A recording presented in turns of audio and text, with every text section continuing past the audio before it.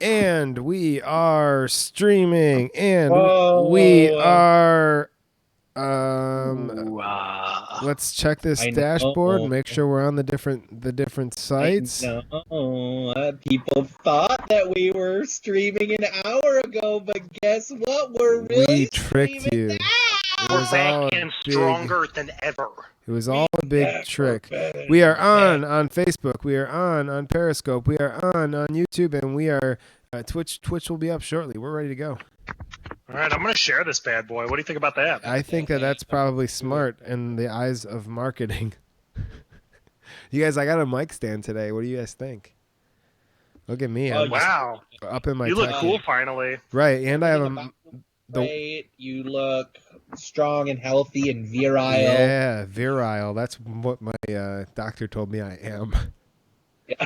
No, I think he said viral. Oh, yeah. Well, one of those two for sure. Yeah, I think he said viral. Wait, you think he said viral, not viral? Yeah, I don't think your doctor was telling you look especially virile today. Are you sure? Because this could be really... This could be... Sure. Or it depends. Do you have the same doctor as Andy? Because Andy's doctor calls him very virile every time they talk. You guys, this is serious. This might really change the context of what my doctor was saying to me if I'm viral and not virile. My doctor says that I look like I could get somebody pregnant at any moment. He's always telling me I look virile. Like like a proximity thing, or like my doctor says that I look like a virgin. Is that what your doctor's supposed to tell you? Well, and your Dr. Madonna is always saying I look like a virgin. Yes, Doc Donna tells me I look like a virgin, and then also Dr. Madonna will just be like, holiday, celebrate. Go. And do you think that's a diagnosis? I think that is, man, I just I had a cat hair in my mouth there for a second. It Whose really, cat? Probably my cat. I would bet. Bet my cat. Where are we? Where are we at? Where is this video at? Oh, we're right here. I think we're everywhere now. Yeah, we are absolutely everywhere right now. All right. Did you say we're streaming on one of the billboards in Times Square right now? Is that correct? Well, Yes, nobody's at the Times Square billboard. though. So The billboard you're thinking of. right, but nobody. It's locked down, so nobody cares. So I'm gonna say right post. I'm gonna say we are alive! Exclamation We got point. 19 viewers on Facebook. What's up, viewers? How are you guys doing today? Hey, viewers. Let's rock and roll, motherfucker. Yeah, let's. Hey. So here, I'm opening up the chat on my end. I'll man the keyboards, but the other two they'll be checking in also. So if you guys are listeners to Homerphilia, we've been doing these live shows. So essentially, we're gonna just do our show and we're gonna have fun and check in every once in a while. Point of the story is once I count down, that's the audio that's actually going to be used in the podcast when we release it. So this first few couple minutes we use to just get the share out and get the stream going and all that fun stuff. But we are going to start for real in 5, 4, 3, 2, 1.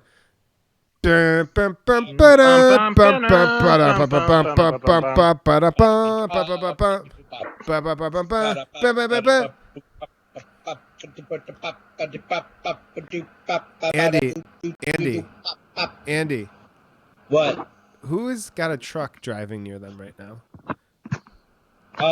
Not me. Devin. There are officially no trucks in my bedroom. I promise you that. It's just me and my sweet cat Beverage. It's not me. Devin, is there a truck? Do you have a truck near your house? I do not have a truck. I would give anything for a truck to be near my house because, as our faithful viewers know, I am waiting on a pair of inline skates that were supposed to have gotten here 4 minutes ago. But? And it does not appear that they are here. I want to go on. I want to go on record saying I would personally love there to be a truck here right now because, as our listeners also know, I am sexually attracted to trucks. What's that called? It's called Truckophilia. Is that the name of the podcast? I do host a podcast. It's me. It's Larry the Cable Guy. Yep. And it's the guy that played Burt Reynolds' buddy in Smokey and the Bandit, the guy with the Basset Hound. Right, that guy. I believe his trucker name was Snowman in the movies. Do you think Larry the Cable Guy is going to change his name to Larry the Fiber Guy as we move to optic fiber wire? I was thinking Larry the Optic Guy. You guys, the Optic Guy. During this quarantine, I'm really glad to be hands-free right now because I can eat a clementine. But you should call them clementines because we're in quarantine. That's great. Because it's a soft, like a rhyme. Yeah. Okay. Yeah. Okay. I'll noted. But anyway, so yesterday I'm going through the world of video game streaming to just see what's out there. You know, I found this dude. He's got like 2,000 viewers at a time. And he literally just does. He does a truck simulator, where he just literally just like he's got this crazy ass like dashboard with like real switches and all this stuff, and he's got like a real stick shift thing, but he's just in his basement, and he just literally does a truck simulator. It's not like faster or like racing or like crashing. You just drive on highways and deliver stuff, and he gets like thousands. That's cool as fuck. In like the 20 minutes I was watching, like he got like thousands, no, not thousands, but he got like hundreds of dollars of people just giving him like stars or whatever on Facebook. It's ridiculous. Just because he was fake driving a truck. Yeah, that's exactly why. When I was in 8th grade in middle school, I was in like a mechanical drawing class. Right. We had to draw pictures of mechanics. Yeah, we had to draw pictures of machines and robots. Guys who fix cars. Like yeah, like what was inside of iRobot, that's what we would draw, like the circuit board and shit. Okay. But there was one like high-speed computer in the room that had Flight Simulator on it, and we would always just like try to rush to get our classroom work done so we could play Flight Simulator. But it's not a fun game. It's not a game. It's a utility. But there was no fun in it. It was just the stress of successfully getting an actual Boeing 747 off the ground. Right. I am developing Podcast Simulator, which is a game where it simulates you sitting in a room with 3 of your friends having a conversation and kind of laughing at your own jokes into a microphone. Yeah, but nobody's actually listening. Right. Correct. You get 8 listeners a month. Your Podcast Simulator video game is called Homerphilia. Yeah, right. Hey, you guys, Caitlin Shea from the chat says, "Hi, babies, miss you."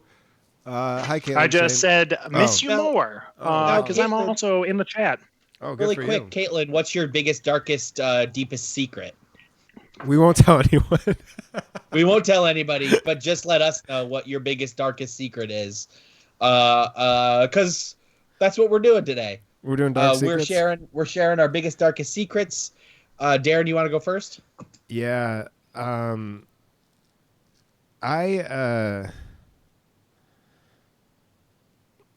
not my real name. What? And to get I've uncovered some documents. Right. And just let me know if I'm on the right track. Well, I knew you were going to push me to this. Is your real government name Phil Spector? It's not. It's not what you think. It's not what you think. Yes, it is. It is Phil Spector. Okay. Follow-up question: is that short for Philip Spector? Yes, it is. Okay, it is. But listen, there's more to it than that.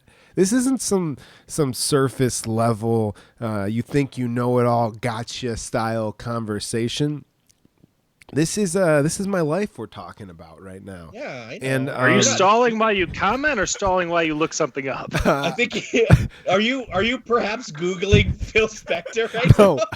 No, I'm not. To see Caitlin Shea says she farted on a girl's pillow all night at a sleepover, and when they all went to bed, she laid down and said, "My pillow smells weird." I knew Caitlin, it. thank you for sharing that. I knew it, Caitlin. I Your knew that secret was is safe you. with us. Oh, you were at that Now- sleepover, Andy?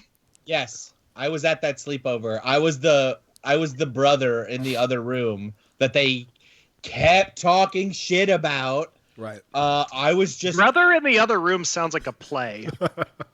I did write a 2-act drama about this particular sleepover, because guess what? When 30 girls from your school come over and have a sleepover with your very popular sister, and you're in the other room all alone trying to pretend like you're not home by yourself, with girls who are mercilessly making fun of you, it can be a really harrowing night. So yeah, I did write a spec script about a play that I thought maybe would have legs, but didn't take off. You did call the play Andy Reid's Edward Albee's Brother in Another Room. Yes, because that guy's got legs. Everybody knows who Albie is. Nobody knows who Andy is. I briefly figured out, or I briefly tried to go by Andy Albee to make people think that I was his son, and some of his genius playwriting ability rubbed off genetically on me, but that didn't. Well, you work also either. briefly tried going by Edward Andy, which doesn't really track as far as the naming convention goes. Yeah, people didn't understand what I was going with that. Do you guys want an update on something that came up in a former podcast? Sure. We were talking about Grimace, and while I was drunk, I think on the podcast, I ordered this VHS tape. That's great. I know that's backwards, but it is The Legend of Grimace Island. I thought it was a DVD when I ordered it on Amazon because it was labeled as such. I do not have access to a VHS player at this time. But here we go. I'm gonna watch it. This is a promise to you. The first chance that we have to record again in the same room we're not going to be watching an episode of The Simpsons. We will all be gathering at Planet Ant in Hamtramck, Michigan. We are going to all watch the Grimace movie on VHS, and then we will record a podcast where everyone in the room can come up and be a guest. We're calling it out, a live episode of The Legend of Grimace Island. Do you guys want a little taste? Is actually a guest. Yeah, can you read us the back? Look at this picture on the back. Oh yeah. Can you read it? Look at that. So there's two Grimaces. There's two Grimaces with grass skirts in that photo. Yes. Meaning that Grimaces do wear clothes. So the other two creatures in that photo are intentionally being naked in a situation where they're not supposed to be naked. All right, I'll read the back to you guys, okay? Yeah, go ahead. You see when you see a McDonald's commercial and Grimace doesn't have any clothes on, he is supposed All right, Adam J. Yes, Andy, he should have clothes on. The other Grimace has clothes on. Adam James said, "Can the virus kill the Grimace?" I'll open that question to the floor. Yeah, I don't think anything can kill the Grimace either. I think that's one of his things. Okay, first off, the top of the VHS tape has a pull quote, and it says, "It's wave after wave of big time adventure." But the pull quote is by the Hamburglar. Wait, are they friends? So the Hamburglar thinks this is a good movie. Are they friends or are they enemies? Are the Hamburglar and the Grimace on the same team? They were. Well, Hamburglar was Grimace was previously. Andy knows about this. He can. Grimace was bad boy, but then he switched sides and now he's good boy. This is only 40 minutes long. I spent $8 on this. Okay, here's what the back says. Grim- Grimace, we need your help, says the mysterious letter from Grimace Island. So off to the rescue go Grimace and his pals through stormy seas, a gang of pirates, and giant sea monsters. And with Ronald's help, Grimace finds the courage he never knew he had. An animated video treasure for the whole family, The Legend of Grimace Island is the second adventure in a cool new series of animated videos. What's number one? Wait, so we're gonna be lost. Yeah. I don't know. It's part of the Wacky Adventures of Ronald McDonald. I will also order the first one. It's animated by the same company that did the first 4 seasons of The Simpsons. And the Rugrats. Rugrats and As Told by Ginger. And it looks like As Told by Ginger. Oh, it does. Like the character design. It looks very Rugratsy. This on the bag. Ronald McDonald in that looks very Thornsberryan. Oh, yeah. They also did Wild Thornsberry as well. That makes sense. Wow. Yeah, he does look very Thornsberryan. Do I think that Grimace should... we should chop him up and use some of his purple body as the cure to the virus? Is his body purple or is his hair purple? No, he's purple all the way through. For sure. I know for sure. Full all the way through. You know all the way for sure. I know from experience that Grimace is purple all the way through. All right, follow up. Just give us some what experience do you have with the Grimace? I entered into a brief business relationship with Grimace in which we started a joint venture where we started those exercise equipments that's like it's like one of those beach balls, but it's got like a metal circle around it that you stand on. Right. You know what I'm talking about? It's like a balance board with like a big ball in the middle, and it's got a metal ring around it, and then you're supposed to stand on the ring and balance, and it's supposed to be really good for your core. Yeah. So Grimace and I had a drunken conversation one night, and we figured out if there Grimace drinks. Grimace drinks hard. We figured out if there's any two people in America that the world should trust about core strength, it's me and Grimace. So we started a joint business venture about selling these under the Grimace name. It never really took off. Turns out people don't trust a bulbous purple blob as a voice on fitness that you should pay attention to. Devin Jenkins, member of the Bureau, dear friend, did say Grimace last seen at Dodge Stadium 2012 dancing to Black Betty, and the media just doesn't care. Whoa, Black Betty, we talked about this. Food Club. This goes all the way to the bottom. This goes all the way to the bottom. Grimace has not been seen since that public appearance at a Dodger game. And it was never addressed? Never addressed. By Big McDonald's or by Ronald himself, maybe? I don't know. Big McDonald has never addressed the disappearance of Adam Grimace. James just posted a clip from Clerks the Animated Series that's a press conference that looks like it's by like a Mayor McCheese, but cop, explaining that nothing killed a Grimace. I encourage you guys to watch that and do your research. Now, I want everybody to know out there how much we as Homerphilia respect the art of Kevin Smith. His cartoon about clerks that was on the air for 2 episodes. His most recent movies, such as Yoga Hosers and Jay and Silent Bob Reboot. See, so you're showing us this again. Those 2 grimaces in the middle are intentionally naked. That is shocking. The one they have necklaces or whatever. So yes. So that would be like if the 3 of us took a photo together and you guys were in grass skirts and I was just butt ass naked. But wearing a necklace. But wearing a but wearing a Because necklace both of the makes ones who are wearing necklaces are not wearing the grass skirt. Well, I guess they're all wearing necklaces. They're all wearing necklaces. Okay. Yeah.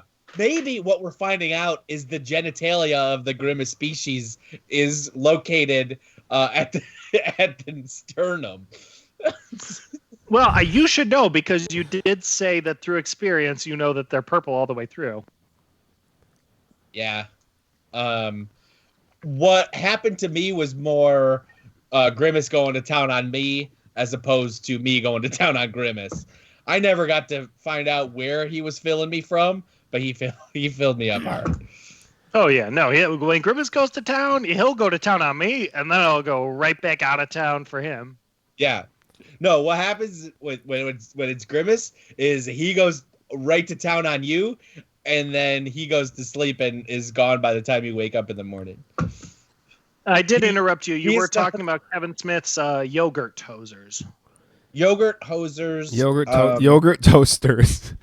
Yogurt toasters. And that is a movie and a food, correct? Yes. I'm happy to see that Kevin Smith has pivoted. We all love his movies. Hey, Andy. Yeah. Adam.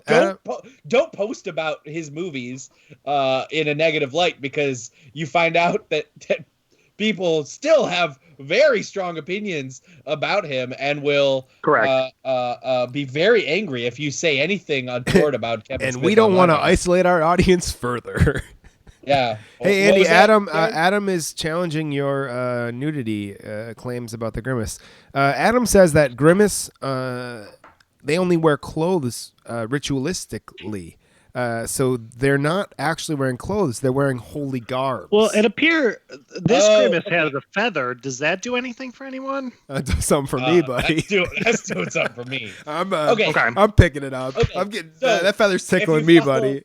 If you follow, let me tickle it right back. Yeah, tickle. You tickle me, I'll tickle right back with the feather. Then the photo was still a photo of two Grimaces in traditional garb and two Grimaces being unholy on sacrificial ground. What if they only had full outfits for two individuals and the full outfit is a necklace and a grass skirt? So then they had four people who had to participate in this ritual for some reason, so they split up the two-part uniform into 4 parts. There you go. What? So I think that Adam could be right. Too. I think Adam could be right. One is a lighter, more of an indigo than a purple, I would say. Yeah. Well, and there's also a different shade of purple. There also is a green Grimace that has 4 arms and Greenest?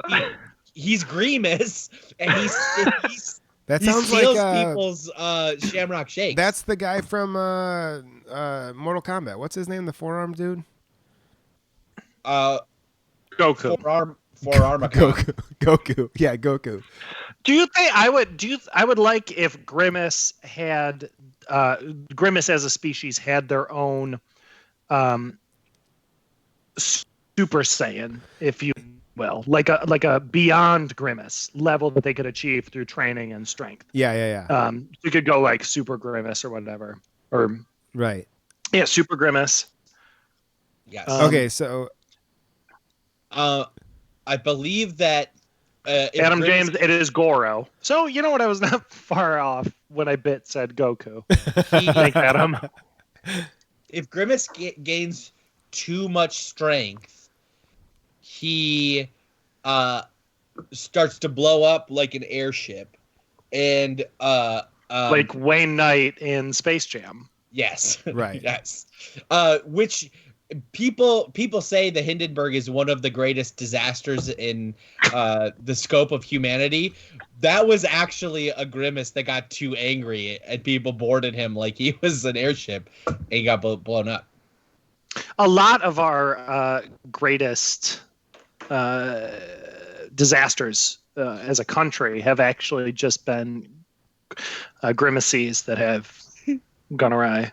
Yes. I won't name any specifically. You're saying I will. December 7th. Yeah. we we all know that everything would have been fine if all of the McDonald's stayed open, but those Hawaiian McDonald's went dark in December of 1941. 2, 3. Yes, all 3 years. Yep, all of them. All of the above. They went dark. Yeah, they went dark for so long that he had no choice but to explode. So, Grimace is the name of the main Grimace, but it's also the name of the race of beings, like retroactively. Well, according to McDonald's lore, his brother is named King Gonga, and his brother. Which King point Gonga, to the one that? Which one do you think is King Gonga, if any? I will say the Blue one. one with the stone necklace is probably King Gonga. Okay, the one with the stone necklace is actually the one that did the Challenger disaster. Yeah, there we go.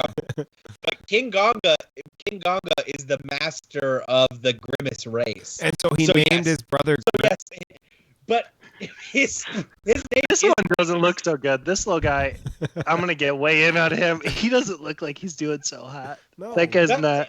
That might be Grimace, because again, I don't know why I know so much about this, but again, according to McDonald's lore, Grimace is famously dim-witted, even for a member of his species. Right. But yes, the species is Grimace, meaning his name is basically if like my name was human. You know what? You know who else does that though? You guys know I love Futurama, but like Nibbler is a Niblonian. The Smurfs. Oh, yeah. But how did they know that? How did they know that? Because Leela gave it's the only it's one of the most glaring plot holes in Futurama, because Leela finds Nibbler and names. It's like, you're cute and you're nibbling on that thing. I'm gonna call you Nibbler, and then later on they're all Niblonians. What's the Planet Ant address again? 2320 Kenneth. 2320 Kniff. If you have a VHS player, please ship it to that address or drop it off. We'll figure it out. We need to watch this, and I am trying to order the first episode in it. And I agree that that's the most glaring plot hole in Futurama, and I am shocked at how many TV shows fall into that trap. Like, how did his family know that Tony Soprano was going to be a soap maker? Yeah. What is this? You guys seeing this? This is the Wacky Adventures of Ronald McDonald. Look at the middle there. That's Vern Troyer. Yeah. America's Vern Troyer. America's formerly Vern Troyer. One of the biggest Michigan football fans of all time. Past, present, or future. Yeah, Dios mío. He loved Michigan football. So wait, what other plot? What was the other plot hole you were talking about? How did everybody know that Tony Soprano was going to make soap? You know, because he's Tony Soprano. Oh, okay. You know what I mean? How did they know that? Right. Yeah, I'm right there with you, bud. Yeah, I'm there. I'm on board. Yeah. I don't know how they knew. Also, if you guys want to hit the Planet Ant Venmo and in the comments say Grimace, if you want to help fund me buying another VHS tape, I think I'm about to. Yeah. It's probably like $1,300 or $1,400, right? Yeah, that's what we're gonna need. 13 or 14. It's about $7 per tape. Please, 7 folks to give $1. We need this VHS. In the comments, just say Grimace. And We that way need we'll know it! that we're gonna allocate it to me because I've spent $16. We're serious. I don't even know where this goes in the series, but I am ordering. What's the most? Our viewer count just dropped by 4 when I started yelling. What's the most money that you have spent on a stupid bit? I I've owned Oh. diffstash.com for almost a year and a half now. You. I own calendarant.com. Yeah. I spent a bunch of money on that picture of me, the T-shirt of me with a picture of me holding the onion on it. Yeah. That's a good one. That is a good one. What else? This one, I spent about $60 of my own money on burlap for Twin Peaks. All right. To be fair, we all spent money on burlap and twine for that. Yeah. I have been using that twine this week to tie up twigs and To tie up loose ends. To tie up loose ends. Yeah, that was expensive to buy that T-shirt. Yeah. Wait, is that still the image at calendarant.com? I do calendarant.com. Let's check it out. Forwards to the domain expired like a month ago. Damn. The Calendarant forwarded to the Wikipedia page for Onions. red onions, but Okay. planetant.com/calendar would show a picture of me. I don't know if that's still correct. I don't actually know if that is. Is that still a thing? Fuck, man. That might have changed by now. .com/CALE. It is loading still because my internet's not good. It looks like it says calendar of events, so it's actually a page. Nope, it's just a button that takes you to the Facebook calendar at this point. So who knew, buddy? Who knew? Where'd Andy go?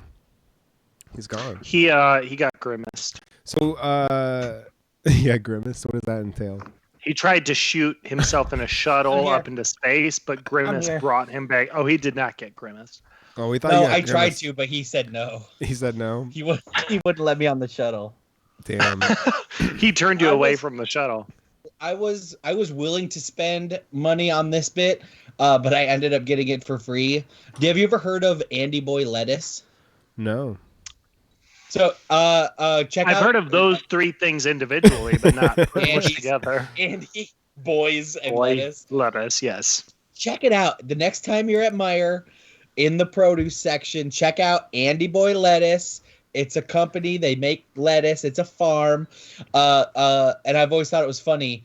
And one day, I was like in line to shop at or to pay for my groceries. Yeah. And I was like, let me just see if they have T-shirts for sale on their website. And they didn't.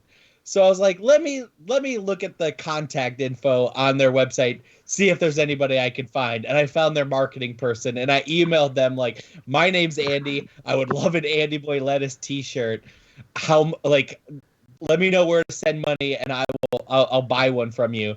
And this lady was like, we don't have anything like that for sale, but I do have one just in my office, and she just shipped me one for free.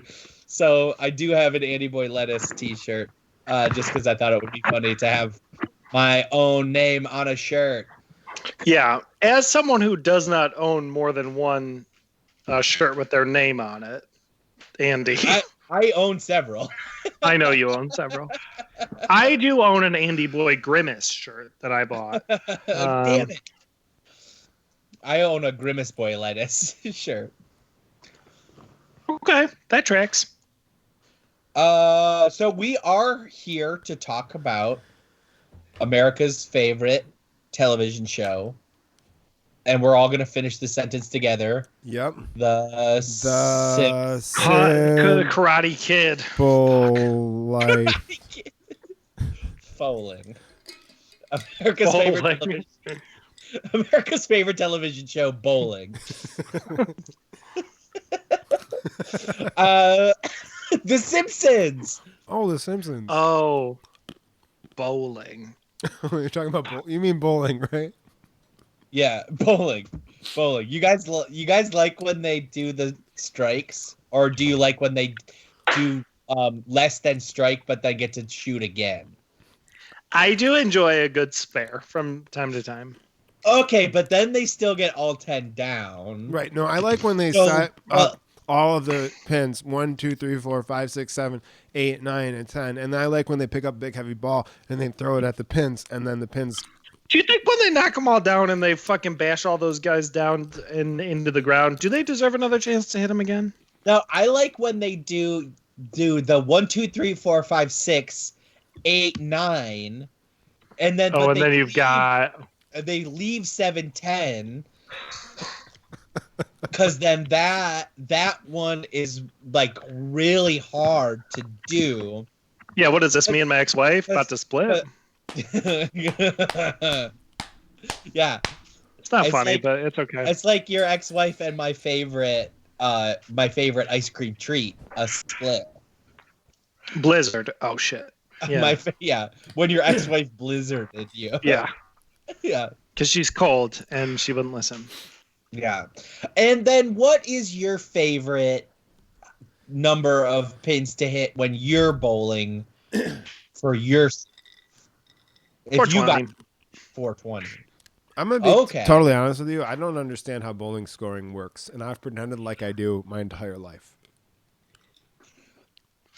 If you kill someone, you do get a 0, and they make you leave. And I know that from experience because I did accidentally kill a guy, and they did make me leave bowling alley. Now, also, if you shoot bowling like a chest pass, they also ask you to leave, because I know that from experience. Well, they will let you do a chest pass if you do it down the lane, but if you just do it in any direction, yes, you will have to leave. Hey, Mark, the Planet Ant Venmo is just at Planet Ant. The number, the last 4 digits on the number is 4418. Yeah. So 4418. I didn't mean to interrupt everybody. But I think somebody's gonna give us money, so we got to pay for this grimace shit somehow. For Wacky Ronald, because I'm going to end up spending like $50 to get the whole series at some point. No, I'm absolutely serious about our first episode that we're allowed to be back being where we all invite everybody to watch these with us. And then whoever wants to be on the podcast can be. There'll be one open mic. There's us 3, one open mic, and people can just jockey for position on the open mic. I'm going to go on record right now. If you have one of those TV VHS combo things where it's got like a TV and a VHS, and you donate it to us, you can have 20 minutes on that episode just to you. Your 20 minutes, do whatever you want. But if you have a TV VHS combo, please, we need that because I want to watch these tapes so bad. I need to know what's going on with Grimace. I had that in my bedroom as a child. I'm pretty sure. I'm pretty confident that Bart hooked up a VHS and a TV in the Independent. I'm pretty sure. Oh, word. Because he got that's right. He got a big box of random ass old stand-up VHSs. And they found a treasure trove of stand-up VHSs. And the last weekend the Independent was open, I was like sitting back there with Connor watching like a Rosie O'Donnell stand-up VHS from like 1991. Yeah, they found a bunch of them. Shout out to Connor. I miss Connor. Yeah. I miss all of our friends. Connor, where are you? Connor. She's watching Big Time Garbage right now, probably. Or on it, or whatever. Oh. Our greatest competitor and best friends. Are they really doing it every day? Yeah, they are doing it every I think so, right? night. Yeah, so go Big go Time check Garbage. out Big Invite Time me Garbage. on. Invite me on. I want to be on the show. If you're bored with us, go to Big Time Garbage. They're doing the if same you're thing bored as with us. them, please Big come back Time over Garbage. Come on over, yeah. Actually, go whoever. Let's start a war with them right now. Somebody go over there and post the link to Homerphilia in their comments. Yeah. And then This is like how keep Monday on Night doing Improv it. is always competing with Prankus. Right. It makes a lot of sense. Oh, we're taking the place of Thursday Night Live. Yeah, that's the whole thing. Thursday night. Oh, is it? Did no one tell me that? That's why we landed on this slot, because I was like, I don't know what the hell we're gonna do for Thursday Night Live, and then here we are. Well, wait, what? We watched an episode, didn't we? We did watch an episode. We watched 3 Men in a Comic Book. Yeah, that was another seminal episode. Hey, Andy, I feel like, if I'm being completely honest with you, I feel like this is an episode I've seen before. This is one of the few that I've actually seen. I remember this entire episode. That this is one of the better known season 2 episodes. Yeah, I definitely have seen this one before. Either that, or it was just a completely stolen. This plot was completely. It's not that original of a plot, but I could remember this beat for beat almost for some reason. I don't know why. Yeah. This one, this is. It establishes a lot. Like Martin gets in the mix. It establishes the Radioactive Man stuff really hard. It establishes Comic Book Man to an extent, but it's not his voice. Like Hank Azaria had clearly not figured out Comic Book Man to this point, because his voice. That's the big guy who tried to sell them everything. Yeah. All right. Yeah. But it also we'll see the Bimon Sci-Fi Con from here on out. We'll see that the bi-monthly science fiction convention. Yeah. We'll see that shit again and again. But yeah. Yeah, I didn't hate this episode. It's not up there with my favorites right now, but it's a solid episode. I don't really like the growing thing that causes me to either like or dislike an episode is the heart factor, which like this one didn't really have much of that for me. I mean, it was a solid episode of some hijinks. I think that Milhouse and Martin's a little piece of shit, and that's further ingrained in my brain now. But like, I didn't really feel like there was that much at stake here at all, which I'll come out and say that right now, the metric for being a great episode is the heart factor. Yeah. But going into 3rd season, 4th season, 5th season, as we get farther, the metric won't just be heart factor. It's going to be the comedy factor. Right. Because the jokes. The joke density gets so phenomenal. It becomes such a rolling laugh that an episode can have almost no heart, and it feels like a perfect episode. I didn't really laugh that much in this. There were a couple moments I chuckled, and I can't even remember what they were at this point now. I didn't write them down, but I did not. It wasn't bad. There were some funny bits in there, but they were all kind of the old lady getting Bart to do chores. Yeah. It's they're just hitting every fucking trope possible. I think that there were some standout moments.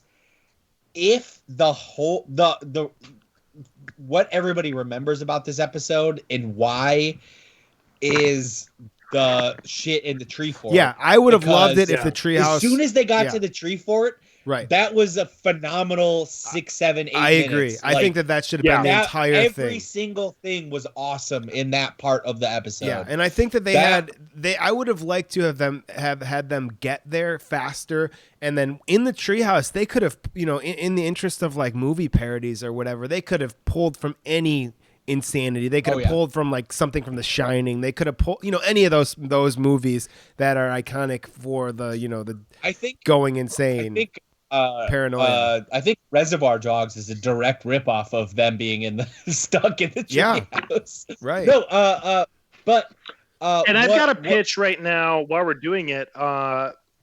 Reservoir Pogs, and it's Reservoir Dogs, but it's back in Pog form. It's where me and my friends go down to the Reservoir Dogs. We go down to the empty reservoir and we play Pogs. I thought you meant Reservoir Pogs, fat ass white girls.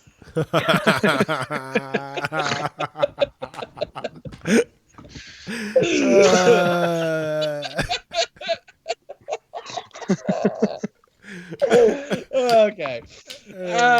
You've been listening to Homerphilia. I'm Devin Rosenine. If That's you Andy Reid. like That's our this engineer, highbrow comedy and this great commentary we have going on, keep in mind we're here on Planet Ant Podcast, and you can send us some money to buy dumb things like McDonald's VHSs or even if you are listening to this as the audio file, not live, right?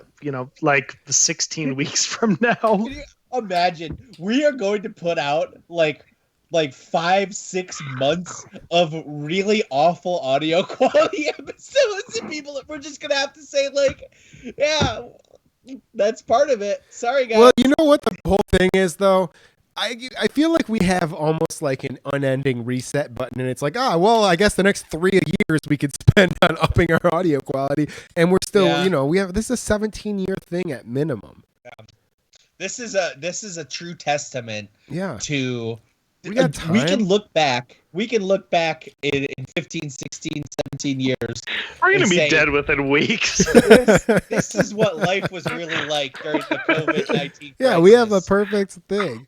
Is there anything you want to say? Do you want to do like an audio time capsule right now from quarantine that you want to say to yourself in 5 years? We can come back and we can do a live Homerphilia episode of the quarantine episode. I do have a tip for myself in the future. Yep. A face mask really starts to rub on the backs of your ears in a really negative way. So a smart tip is to take a face mask and then tie it to your face with a bandana, and then you eliminate the chafing on the backs of the ear. I feel like you think this message is going to go back in time, and it's not. It's going to go forward. It's going to go forward in 5 years. We're going to be pros at the apocalypse 5 years from now. You won't need this information.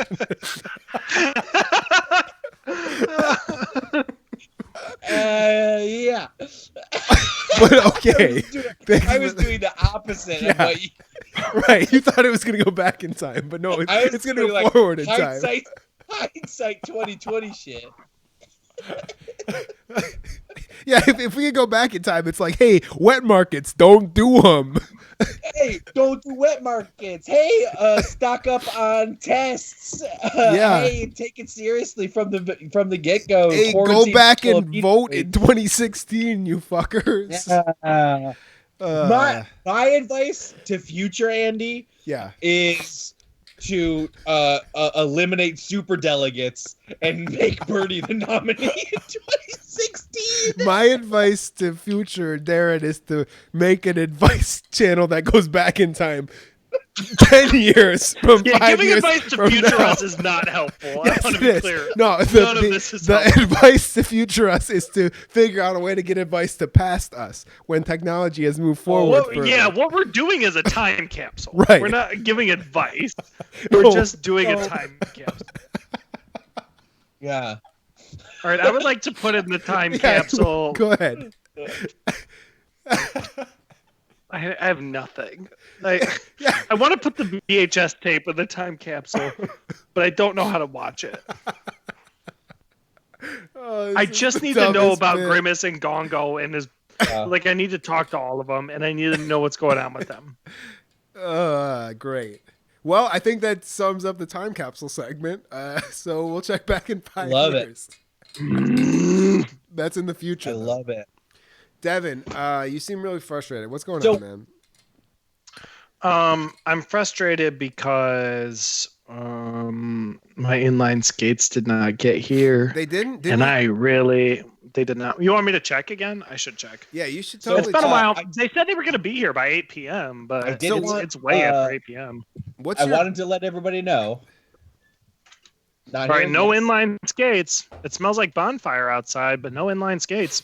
That's just the burning dead bodies from the plague. Burning dead bodies spell really different than inline skates. Devin has been wanting to bring back inline skating during isolation. I just wanted to let everybody know. I am now calling it ice-escation, to be clear.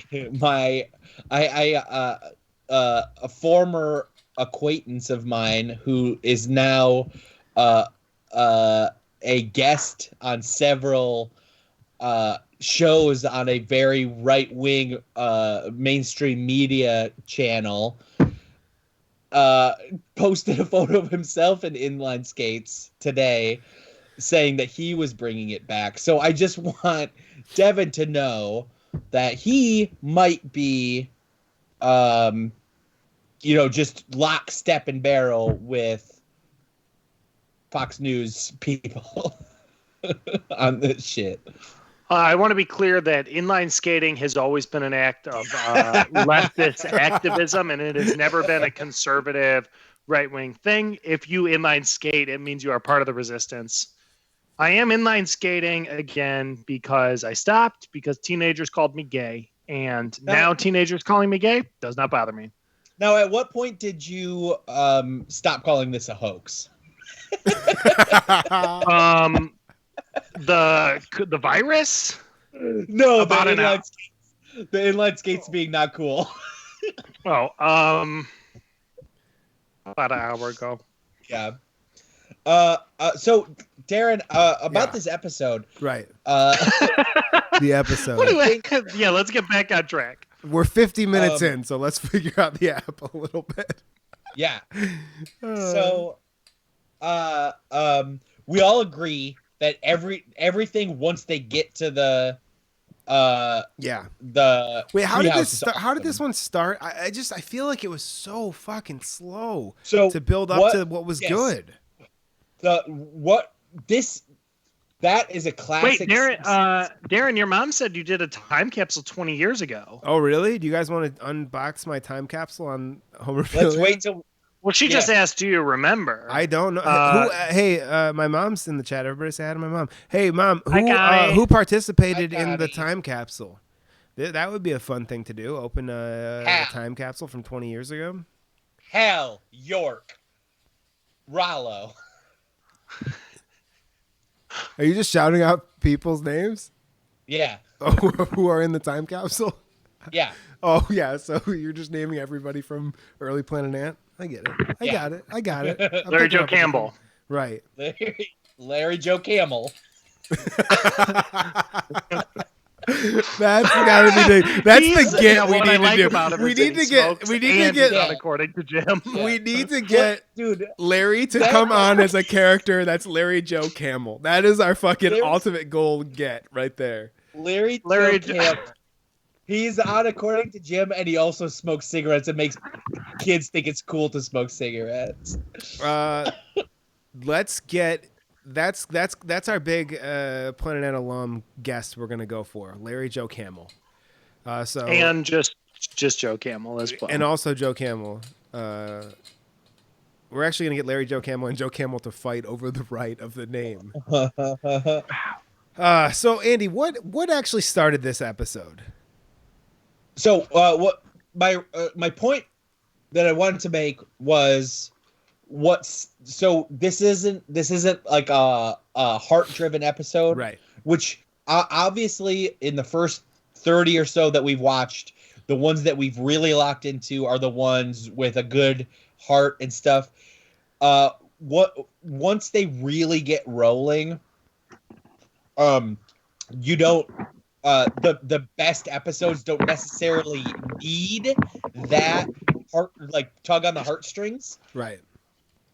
But what they do in season 3, 4, 5, 6 that they didn't do here is make everything leading up to that last set piece great too. Yeah.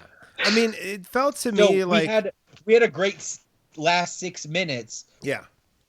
But everything leading up to that didn't necessarily live up to it. This episode totally felt like not that I want to isolate our audience further like we always do, but it felt like one of those improv scenes that it gets good at the end, but it's just like fucking painful, the build up.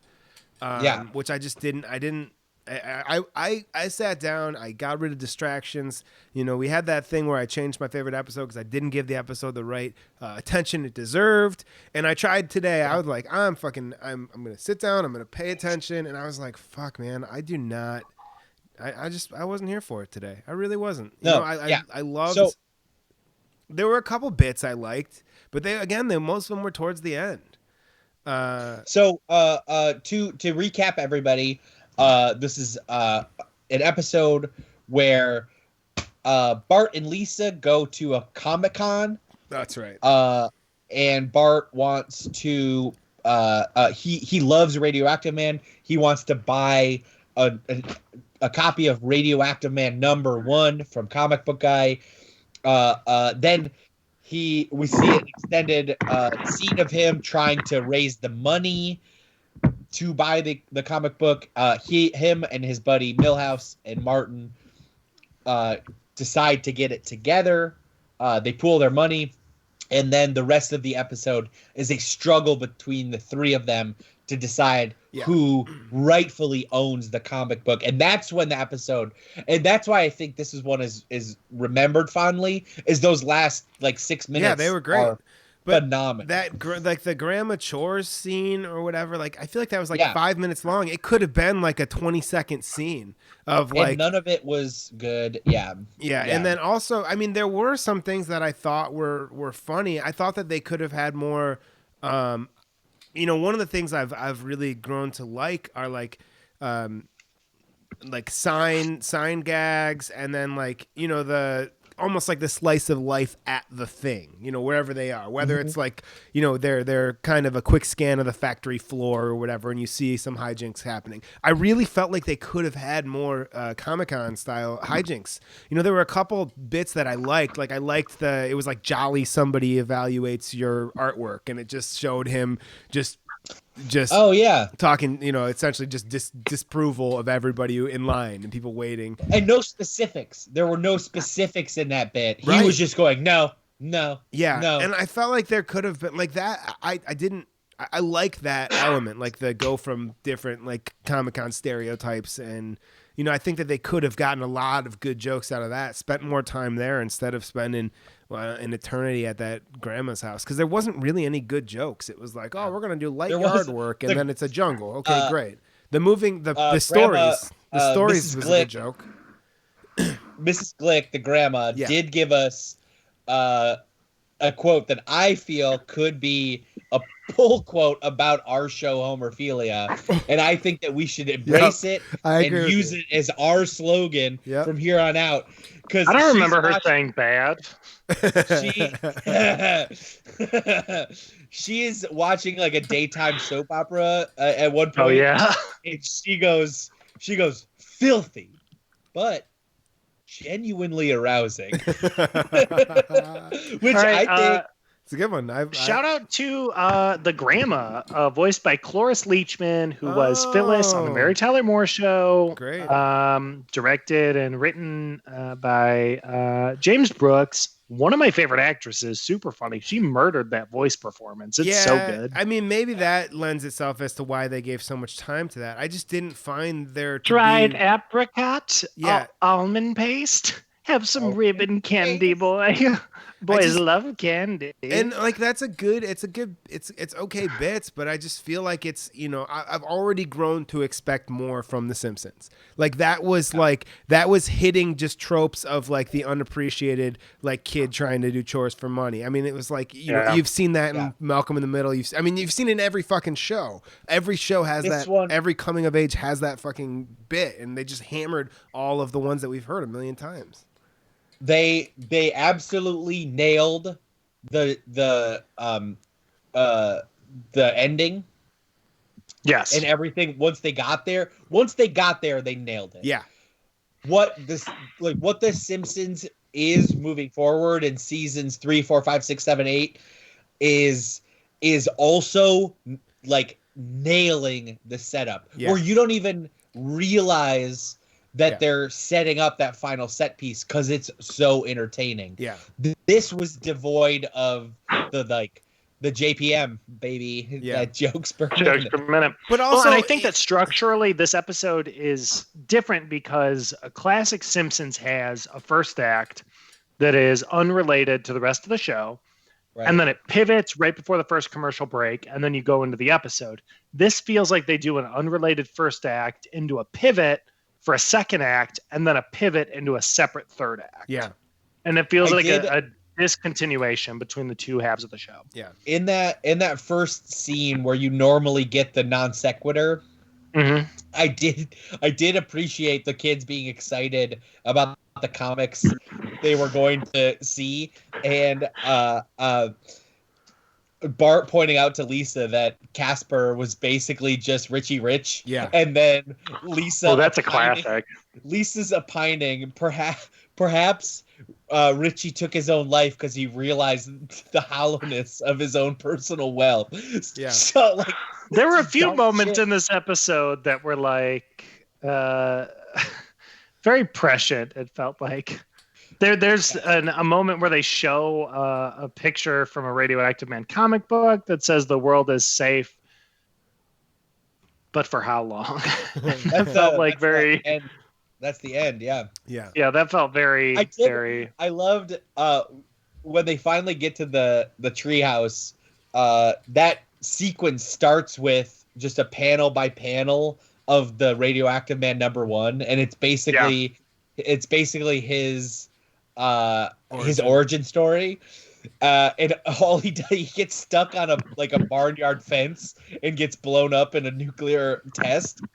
And then he goes, "Oh, I feel myself becoming radioactive." And then you just hear Milhouse going, "Oh, that's how it happened." Like, the most basic way that a person could. Yeah, that was very funny. If Chris Fortin is not watching this now, he will listen to it in the feed. The former Fall Out Boy actor from TV, like smoking a cigarette, wearing like a very cute scarf, like tight as an ascot, saying, "I don't know, but I did play Rum Tum Tugger in a whatever regional touring production of Cats." That was a good bit. Very, very Fortin. If you have not watched this episode recently, you need to spend some time with it. That was another good bit. They go to see the Fall Out Boy from the original movie, and the host of the Q&A specifically asks everybody to not delve into the former Radioactive Man's personal life, and Milhouse asks like an innocuous question, and Bart is the next hand up, and he asks this guy's friend, do you think his ghost still haunts the bordello where his bullet body was found? And it ends the Q&A. He says, like, let's please reflect on his long, great career and not the final years of his life. Yes, the tumultuous final years of his life. Yo, my computer's dying and I'm not near my charger. Do you guys want to go into end of the episode mode? Yeah, we're basically we're there. Yeah. I got a favorite joke right away. Well, not a joke. I liked the sequence of so eventually the little bit of heart moment is Bart decides to save Milhouse instead of save the comic. But then the comic falls on the ground in the rain, in the mud, and then immediately Santa's little helper comes and chews it up and rips it to shreds, and then it gets struck by lightning, which I thought that was a good sequence right there. That made me chuckle. One extra unnecessary destructive thing is very in the Simpsons wheelhouse. Yep. I loved watching them just angrily eat s'mores at each other. Yeah. They like took a break from fighting to just like mean mug each other while chomping on s'mores. But I think my favorite, as much as I love the last 6 minutes, I think my favorite bit was the Wonder Years. God damn it! It was they actually got Daniel Stern to voice future Bart, and Bart's just staring off into the distance, and you hear Daniel Stern talk over it like, "Oh yeah, little did I know." Oh, that's good. Little did I, and that's good. I forgot about that. And then Homer keeps yelling at him to knock it off because he's just staring off into the distance. I think that was also there's something so compelling about those first couple guitar bars of for everything there's a season, like that bum bum bum. Yeah. I hear that and I just go into like fucking Forrest Gump mode. I love it. Yeah. All right, if you're taking that one, I will take my favorite. Other than that is them doing the flashback of Cloris Leachman character's brother holding the grenade. Oh yeah, Yeah. And like going that's a too good long bit. with the Yeah. speech that he I does. forgot So he's about like, that. even Brooklyn Bob and Reggie, even Reggie. Just like naming too many people that the grenade's going to vindicate. I did also like that at one point. Homer refers to the famous artist Michael Michelangelo. Michelangelo. Michael I like one of your Michelangelo. Oh, and there was a callback, which will be made again and again and again throughout The Simpsons to one of your favorite jokes, Darren. Yes. Can you take us to Mount Splashmore when Bart, please dad, please dad, please dad, please dad. Yep. And then Homer turns it back around on him and annoys Bart. That was great. At Krusty Burger. Is that the first time we've been to Krusty Burger? I think that's the first Krusty Burger. Krusty Burger. Yeah. Favorite eps, guys? Not changing. Not changing. Yeah, still Lisa's substitute for me. Oh, you betcha. You guys want to do some sponsors? Yeah, my sponsor for today is a decade worth of leftover construction materials in my basement that's keeping my quarantine busy.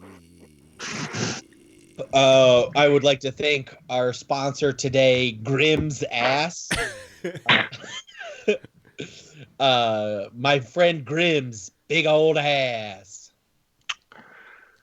I would like to thank our sponsor, Razor's Cult 10.5 white copper inline skates. Did you get them? They'll show up at your house. No, I did not. Oh, I want them. I thought that you were. I thought that you were going to show up and have them. Oh well. I was hoping. I would also like to thank our sponsors, Aminal Crossing. It's like Animal Crossing, but with a little bit of a child speech impediment. Aminal Crossing. Why are there a bunch of people in the chat asking if this is the fridge auction? What fridge auction are you talking about, chat? There's no fridge, Sarah. There's no fridge, Steve. There's no fridge, Michael. Yeah. Well, I like whatever this bit is. Is there Did duff we get our fridge? shit crosshaired with something where they're giving away a fridge? They asked us I about like it. duff. Shout out to Steve Gorman. Shout out to Sarah Cronin. Interested in all kitchen appliances. I'll sell you some kitchen appliances.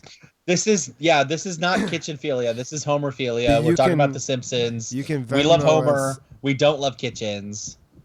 Mike Hunt sent you here for the fridge. That's clever. That's clever right there. Well, this is not that. I wish you luck in finding it. Oh, Devin's gone because his computer died. So it's just me and you, buddy. Okay, bye, Devin. That's hilarious. Cool. All right. Well, we'll be back on what, Sunday? Yep, Sunday. Sunday, 7 o'clock, everybody. Thanks Sunday for at coming. Normal time, 7 o'clock. Not the time that we did today. It's all right. We love you, everybody. We will see you then.